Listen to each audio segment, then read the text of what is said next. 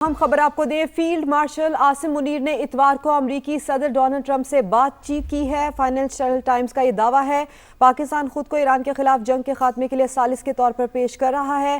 Financial Times نے یہ بھی دعویٰ کیا ہے سینئر پاکستانی حکام ایران اور امریکہ کے پس پردہ رابطے کروا رہے تھے۔ فائنینشل ٹائمز کی جانب سے یہ دعویٰ کیا گیا ہے سینئر پاکستانی حکام نے ایرانی حکام سٹیو وٹکوف اور جیرڈ کشنر کے پس پردہ رابطے کروائے۔ اس سے پہلے رائٹرز بھی ایران اور امریکہ کے درمیان بات چیت کا دعویٰ کر چکا ہے۔ فیلڈ مارشل عاصم منیر نے اتوار کو امریکی صدر ڈونلڈ ٹرمپ سے بات چیت کی ہے۔ فائنینشل ٹائمز کی جانب سے دعویٰ کیا گیا ہے پاکستان خود کو ایران کے خلاف جنگ کے خاتمے کے لیے ثالث کے طور پر پیش کر رہا ہے۔ سینئر پاکستانی حکام ایران اور امریکہ کے پس پردہ رابطے کروا رہے تھے۔ سینئر پاکستانی حکام نے ایرانی حکام سٹیو وٹکوف اور جیرڈ کشنر کے پس پردہ رابطے کروائے۔ اس سے پہلے رائٹرز بھی ایران اور امریکہ کے درمیان بات چیت کا دعویٰ کر چکا ہے۔ فائنینشل ٹائمز کی جانب سے یہ دعویٰ کیا گیا ہے پاکستان خود کو ایران کے خلاف جنگ کے خاتمے کے لیے ثالث کے طور پر پیش کر رہا ہے۔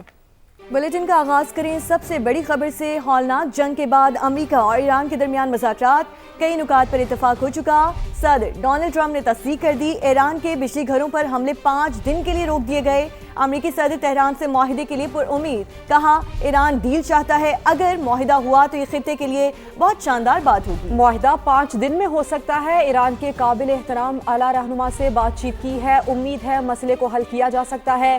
تہران افزودہ یورینیم حوالے کر دے اور کبھی دوبارہ اسے حاصل نہ کرے۔ اگر ایران کے پاس ایٹمی ہتھیار ہوتے تو وہ مشرق وسطیٰ پر قبضہ کر لیتا۔ صدر ٹرمپ نے کہا انہیں معلوم نہیں کہ ایرانی سپریم لیڈر زندہ ہیں یا نہیں، مگر نہیں چاہتا مشتبہ خامنہئی کو نشانہ بنایا جائے۔ جبکہ ایران نے امریکہ سے براہ راست مذاکرات کی تردید کر دی۔ ایرانی اسپیکر محمد باقر کالباف کہتے ہیں کہ تیل کی قیمتیں کم کرنے کے لیے جعلی خبریں پھیلائی جا رہی ہیں۔ ایرانی عوام حملہ آوروں کو سخت سزا دینے کا مطالبہ کر رہے ہیں۔ ایرانی وزارت خارجہ نے امریکی صدر کا بیان وقت حاصل کرنے کی کوشش قرار دے دیا۔ ترجمان نے کہا واشنگٹن کے ساتھ براہ راست بات چیت نہیں ہو رہی، جوابی کارروائی کی دھمکی کی وجہ سے امریکی صدر پیچھے ہٹے۔ علاقائی ممالک نے کشیدگی کم کرنے کے لیے کچھ اقدامات کیے۔ آبنائے ہرمز کی صورتحال پہلے والی حالت پر نہیں آئے گی۔ ایرانی وزیر خارجہ کے روس اور ترکیے کے ہم منصبوں سے بھی رابطے، آبنائے ہرمز اور خطے کی صورتحال پر تبادلہ خیال کیا گیا۔ امریکہ اور ایران کے درمیان مذاکرات میں پاکستان کا اہم کردار ہے۔ امریکی میڈیا کے مطابق پاکستان نے دونوں ممالک کے درمیان ثالثی کی کوشش کی۔ ترکی اور مصر بھی کشیدگی میں کمی لانے کے لیے اہم کردار ادا کر رہے ہیں۔ تینوں ممالک نے سٹیو وٹکوف اور عباس اراغچی سے الگ الگ مذاکرات کیے۔ رائٹرز کے مطابق بات چیت کا مقصد موجودہ صورتحال میں بہتری لانا تھا۔ گفتگو میں جیرڈ کشنر اور سٹیو وٹکوف سمیت دیگر شرکاء بھی شامل تھے۔ امریکہ اور ایران کے درمیان مذاکرات میں پاکستان کا اہم کردار ہے۔ امریکی میڈیا کی جانب سے بتایا گیا کہ پاکستان نے دونوں ممالک کے درمیان ثالثی کی کوشش کی ہے۔ ترکی اور مصر بھی کشیدگی میں کمی لانے کے لیے اہم کردار ادا کر رہے ہیں۔ تینوں ممالک نے سٹیو وٹکوف اور عباس اراغچی سے الگ الگ مذاکرات کیے۔ رائٹرز کے مطابق بات چیت کا مقصد موجودہ صورتحال میں بہتری لانا تھا۔ گفتگو میں جیرڈ کشنر اور سٹیو وٹکوف سمیت دیگر شرکاء بھی شامل تھے۔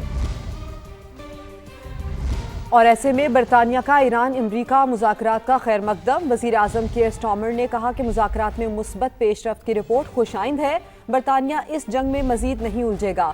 برطانوی مفادات کا تحفظ ہماری اولین ترجیح ہے۔ کیئر سٹارمر کا مزید کہنا تھا کہ ہم نے ہمیشہ کہا کہ جنگ کا جلد حل ضروری ہے، چاہتے ہیں آبنائے ہرمز کو دوبارہ کھولا جائے۔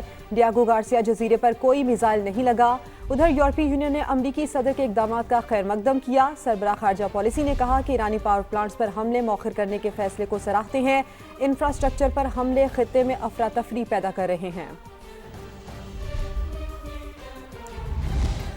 وزیر اعظم شہباز شریف کا برادر اسلامی ممالک ایران کے صدر سے ٹیلی فونک رابطہ، خطے میں امن کے لیے تعمیری کردار جاری رکھنے کے عزم ظاہر کیا۔ امت مسلمہ کا اتحاد وقت کی اہم ضرورت قرار دیا۔ وزیر اعظم شہباز شریف نے خطے میں بڑھتی کشیدگی کا تشویش کا اظہار کرتے ہوئے مذاکرات کی ضرورت پر زور دیا۔ وزیر اعظم کی جانب سے کہا گیا کہ پاکستان خطے میں امن و استحکام کے لیے تعمیری کردار جاری رکھے گا۔ شہباز شریف نے ایرانی عوام کے ساتھ مکمل یکجہتی کا اعادہ کرتے ہوئے قیمتی جانوں کے ضیاع پر افسوس کا اظہار کیا۔ ایرانی صدر نے بھی پاکستان کے عوام کے لیے نیک خواہشات کا اظہار کیا۔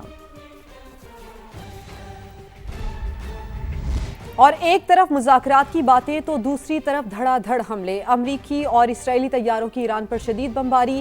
تہران میں مختلف مقامات پر بمباری، صوبہ لرستان میں 6 شہری شہید، 43 زخمی ہو گئے۔ تبریز میں بھی 6 افراد جام شہادت نوش کر گئے۔ بوشہر پر حملے میں محکمہ موسمیات کے سربراہ جاں بحق ہو گئے۔ بندر عباس میں ریڈیو اسٹیشن پر بمباری سے 1 شخص جبکہ خرم آباد میں بچہ دم توڑ گیا۔ متعدد افراد زخمی بھی ہوئے۔ کراچ شہر پر بھی حملے کیے گئے۔ اہواز میں اسپتال کو نشانہ بنایا گیا۔ ایران میں شہادتوں کی تعداد 1550 ہو گئی۔ امریکی سینٹ کام نے کم میں ڈرون فیکٹری کو نشانہ بنانے کا دعویٰ کیا۔ ایرانی وزارت توانائی نے واٹر ٹریٹمنٹ پلانٹ پر سائبر حملے کی تردید کر دی۔ ایران نے اسرائیل پر میزائلوں کی 74ویں لہر داغ دی۔ سہون ریاست میں ایک بار پھر سائرن بج اٹھے۔ آئرن ڈوم پھر ناکام ہو گیا۔ متعدد میزائل شہری علاقوں میں گرے، گھروں کو نقصان پہنچا، گاڑیوں میں آگ بھڑک اٹھی، ہاسپٹل میں ایمرجنسی نافذ کر دی گئی۔ گزشتہ روز حملوں میں 10 اسرائیلی ہلاک اور 180 زخمی ہوئے تھے۔ ادھر کویت میں امریکی جنگی طیارہ گر کر تباہ ہو گیا۔ پاسداران انقلاب نے بجلی تنصیبات پر حملے کی صورت میں جوابی کارروائی کی دھمکی دے دی اور کہا خلیجی ممالک میں واٹر پلانٹس کا تباہ کرنے کا کوئی ارادہ نہیں۔ اسرائیل میں جمونا پر حملہ نیتنز ایٹمی مرکز پر حملے کا جواب تھا۔ ایرانی دفاعی کونسل نے کہا ہے کہ جزیروں پر حملہ ہوا تو تمام سمندری راستوں پر بارودی سرنگیں بچھا دیں گے۔ پیٹرولیم مصنوعات کی قیمتوں کا عام آدمی پر بوجھ کم سے کم رکھا جائے، پالیسیز میں عوامی ریلیف کو ترجیح دی جائے۔ صدر مملکت نے وفاقی وزراء سے ملاقات میں ہدایت کر دی۔ وفاقی وزیر داخلہ محسن نقوی نے صدر مملکت کو دہشت گردی کے خلاف کارروائیوں اور سرحدوں کی صورتحال سے آگاہ کیا۔ وزیر خزانہ محمد اورنگزیب اور وزیر پیٹرولیم علی پرویز ملک نے معاشی اشاریوں پر پیٹرولیم مصنوعات سے متعلق حکومتی اقدامات پر بریفنگ دی۔ پاک افغان کشیدگی اور علاقائی سیکیورٹی چیلنجز کا بھی تفصیلی جائزہ لیا گیا۔ ملاقات میں بلاول بھٹو سرداری اور وزیر اعلیٰ سندھ مراد علی شاہ بھی شریک تھے۔ اور تیل کی قیمتیں بڑھتی رہیں تو لامحدود سبسڈی دینا ممکن نہیں ہوگا، وفاقی وزیر مصدق ملک نے خبردار کر دیا۔ کہا جنگ جاری رہی تو مہنگائی میں اضافہ ہوگا، حکومت سبسڈی نہ دیتی تو پیٹرول کی قیمت 400 روپے لیٹر سے زیادہ ہوتی۔ وزیر اعظم نے پیٹرول کی مد میں 127 روپے پر لیٹر کی سبسڈی عوام کو دی ہے اور ڈیزل کی مد میں 250 روپے پر لیٹر کی سبسڈی جو ہے وہ لوگوں تک پہنچائی ہے۔ اگر یہ سبسڈی نہ پہنچائی ہوتی تو آج پیٹرول کی قیمت 400 روپے سے زیادہ ہوتی۔ اگر کہ تیل کی قیمتیں اسی طرح بڑھتی رہیں، سبسڈی دینا جو ہے وہ ممکن نہیں ہوگا۔ اگر ہم سب نے کفایت شعاری سے کام نہیں کیا تو ہماری معیشت پہ بہت بوجھ پڑے گا۔ اور آگے بڑھیں اور آپ کو بتائیں کہ بانی پی ٹی آئی کی آنکھ میں انجیکشن کی تیسری ڈوز لگا دی گئی۔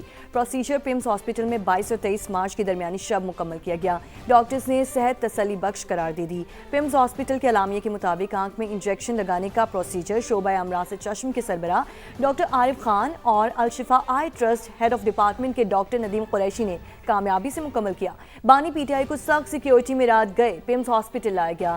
بانی کو 1 گھنٹہ ہاسپٹل میں ٹھہرانے کے بعد ڈسچارج کیا گیا۔ اعلامیے کے مطابق بانی پی ٹی آئی کی آمادگی سے تیسرا انجیکشن لگایا گیا۔ احتیاطی تدابیر کے ساتھ ساتھ علاج کے معیار اور مانیٹرنگ کے اصولوں کا بھی پیش نظر رکھا گیا۔